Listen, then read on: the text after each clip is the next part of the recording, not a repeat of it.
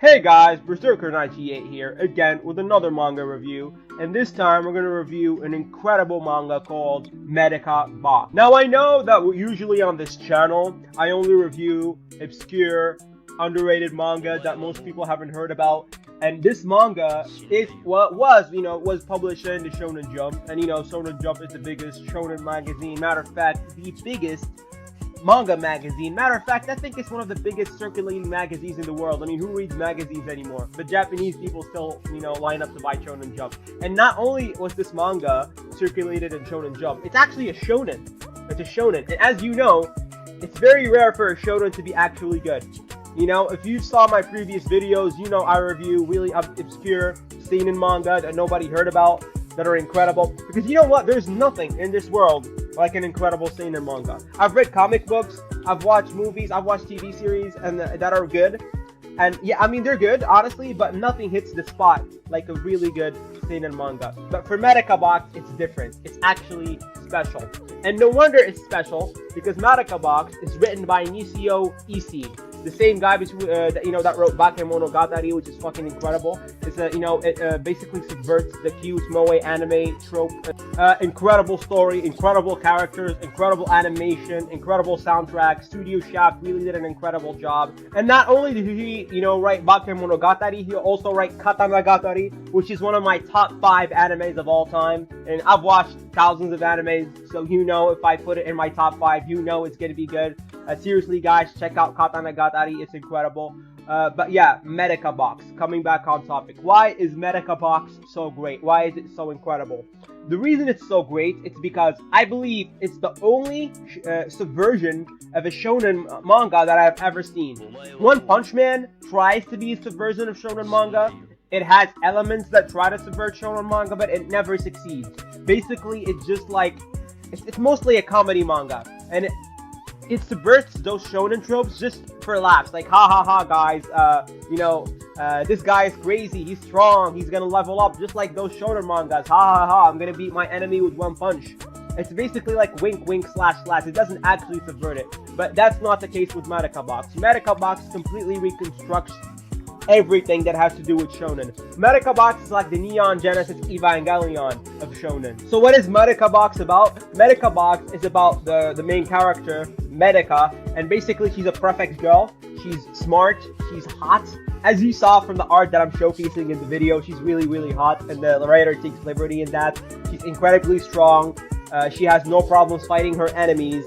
And basically that's where that's one of the points that the shonen subversion starts. Usually you get the shonen protagonist, he's really weak and he has to work really hard to get his powers, but Medaka's giving everything from the box, and Medaka has a lot of companions, but all those companions are all subversion of each trope, because when shonen you have the dumb guy, you have the smart but arrogant guy, you have a bunch of all those people.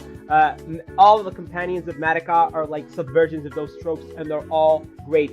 And the thing is with Medaka Box, usually subversions, like for example, if like Neon Genesis Evangelion, it's an incredible anime. Matter of fact, it's my favorite anime of all time. It's a subversion. However, a lot of people argue it's not a very good mecha. The action is not there, basically. And this is a problem that subversions, usually fall into. They subvert the genre, but they're not a good work of that genre. But Medaka Box, not only does it subvert shonen tropes, it's actually, even if you're really stupid and don't pick up on any of the clues that show that it subverts shonen tropes, it's actually a good shonen by itself. It's an incredible shonen. The battles are fucking incredible. If you think Dragon Ball Z with the planet destruction battles, with the or wide scale with the universe destruction battles, you have not seen anything yet. Medaka Box's battles are a real mindfuck. Like, they really make you question everything. And the great thing about Medaka Box is that it's really meta. Like, for example, a lot of the characters, they're aware they're in a manga, and they joke about it, and they're basically trying to break free from the manga world. It's like the characters are having a battle with the writer himself, which is incredible. Like, I cannot recommend Medaka Box enough. And in the end, I want to speak about one of my favorite characters of all time. My favorite character in Medaka Box, by far, a character that's called Kumugawa. Now, Kumugawa is a villain in the second arc of Medaka Box, and let me tell you, Kumugawa is one of the greatest villains of all time. Like, he's special. Now, in the second arc, he's the main villain, some things happen that, you know, I'm not gonna spoil the story, but yeah, I mean, he's only the villain of the second arc, but after the second arc, his character doesn't become as good anymore. But let me tell you, in that second arc, and by the way, the second arc of Medaka Box is worth reading alone just for that. And the second arc, Kumugawa is one of the most unhinged, one of the most evil, one of the most diabolical villains I have ever fucking seen. Honestly, other than Griffith and some, honestly, I can't really think of any other villains that, you know, that compare. He's incredible. He's unhinged. Nobody can predict what Kumugawa is gonna do next. No, I don't even think the author predicts what the, what he's gonna do next. And well, of course, we have incredible characters like Najimi Ajimu. Anyway, yeah, Medaka Box is an incredible manga, and I could not highly recommend reading it enough. Despite it being a shonen, basically you get the most of both worlds. You get the deepness, and you get the darkness of a seinen manga with the fun, awesome, over-the-top battles of a shonen manga. So it's incredible. It gets my recommendation. Highly, highly recommended.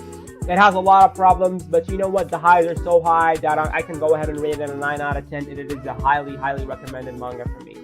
So yeah, guys, that's it. That's the video. Go read Medaka Box. Do yourself a treat. It's fucking incredible. One word of disclaimer though. Medaka Box, like the first arc, it's kind of bad. It's like the first, like, I would say 50 chapters. They're kind of just an average shonen. They don't subvert shonen yet. So yeah, they might seem bad, but I highly recommend just pushing through and reading those 60 chapters. I remember when I was first reading it, I really hated it because I was like, this shit sucks. Why am I reading this stuff? But like thinking back now, I'm glad I did because it's incredible. It's just like Katekyo Hitman Reborn. So all my guys who watched Katekyo Hitman Reborn, you know, if you're listening, you know, put it in the description. My Reborn guys, we're out here. We're out here.